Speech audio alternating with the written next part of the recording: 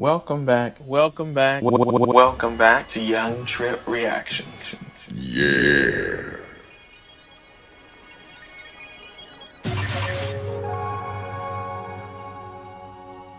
Insane. Absolutely insane. Such a damn shame. You're watching Young Trip Reactions, the show where rapper Young Trip reacts to the latest videos Welcome on crime, back drama, to Young news, Trip and so much Reactions. more. Get ready, because the show's about to start. The first video we're gonna do is woman unalives man found hiding under 13-year-old daughter's bed. She warned her daughter about sneaking boys and men into the home and let her know that if she was ever caught, that she would unalive the boy or man in the back of the head. Make sure you guys like, comment, subscribe, hit the bell notification, join the Young Trip family. If you have any videos that you run across that you want to hear me react to on the channel, post it in my community tab or send it to me through my professional FB or my professional Instagram account. Make sure you guys also come follow me on my social media accounts on my professional FB and Instagram as well too. If you have any situations involving police misconduct, injustice, violations of civil rights involving you, a friend, a relative, or yourself, send that to me through direct message over on my professional FB or my professional Instagram. I can help get into the case to help fight for justice for you and your family. Also, let me know if there's a civil rights attorney involved, similar to Ben Crump or Ben Crump himself. Also, let me know about the activists that are involved so I can join them in the fight for justice for you and your family. If it does involve a relative or a friend, let me know if they want to be interviewed, give their side of the story and all that. If they're not in a situation where they could be interviewed due to maybe the police, unfortunately unaliving them, or they're in a, different type of state now where they can't really be interviewed, and you want to come on to, give the information or give the information to me where I can relay the information plus me pulling the news information as well too. That works as well too. You can come on and talk, or you can just relay the information to me and I can give your side plus, report what the news and stuff is reporting too. Make sure you guys like, comment, subscribe, hit the bell notification, and join the Young Trip family, and let's get into this. And in tonight's crime alert, a local mother is charged with shooting and killing a man who was found hiding under her child's bed early yesterday morning. WREG's Caitlin Barker is live in the neighborhood where the shooting took place with the latest on what happened. Caitlin?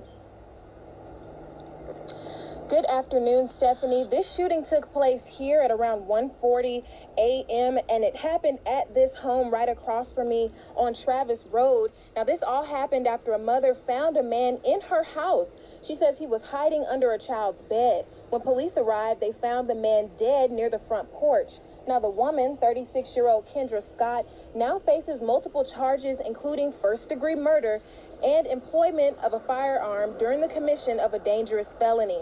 The man who was shot has now been identified as Rodarius Morton.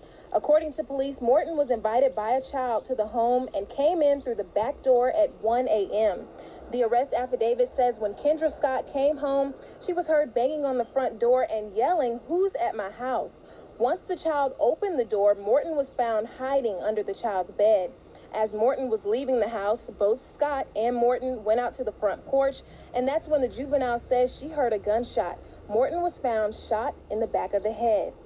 And that's where she's going to have issues, though, because obviously it sounds like he was walking away from the home and she unalived him in the back of the head. And that's what the prosecutors are going to try to use. Obviously, the defense is obviously going to use that she was, that he was leaving.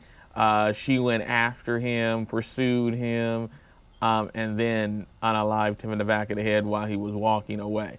And then obviously the prosecution is also going to use where she told her daughter that if I ever catch you with a boy in here or a man in here, I'm gonna unalive him in the back of the head. Making that statement and then finally executing on that statement is gonna make her case very much of a problem. As a person who always wanted to be a homicide detective and study law and research stuff like this, all the time and know all about it, yeah, she's gonna have a very, very, very hard time once this goes to trial because of her making those statements. Make sure you guys like, comment, hit the bell notification, and join the Young Trip family. And the reason how I know that she made those statements, it may be not be talked about in this video, but I'm going to play another video where it's going to get more into detail about that. So that's why I'm saying that now. Make sure you guys like, comment, subscribe, hit the bell notification, and join the Young Trip family. Let's continue. Now, I spoke with one. As Morton was leaving the house, both Scott and Morton went out to the front porch, and that's when the juvenile says she heard a gunshot. Morton was found shot in the back of the head. Now, I spoke with one neighbor who says he feels bad for everyone involved. For the child, since her mama going to jail, the boy family since he was walking away, and I guess I feel bad for the mama. She should have thought more. Now, I spoke to multiple neighbors who say that in this case, nobody wins. Now, we're actively working to confirm the age of the man that was involved and the juvenile, and we'll have more on that at 10 p.m. tonight.